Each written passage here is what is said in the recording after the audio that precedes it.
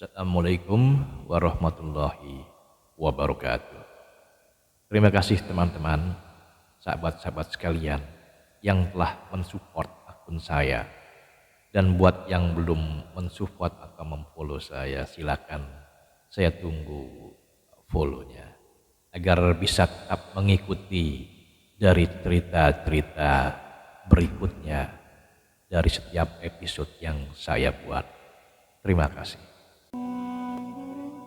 Sah dan kate dalam hikayat, pada suatu hari Abu Nawas sedang berjalan-jalan di suatu kampung alias di suatu komplek di negeri Baghdad.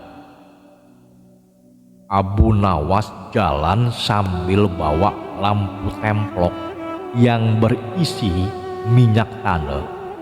Udah gitu tengah bolong dia jalan alias jam 1 siang. Bayangin, jam 1 siang dia jalan keliling komplek sambil celangak celinguk. Sambil jalan dia serius, celangak celinguk, celangak celinguk. Orang-orang kampung yang melihat Abu Nawas jalan tengah bolong bawa lampu templok keheran-heran. Ada apa nih Abu Nawas?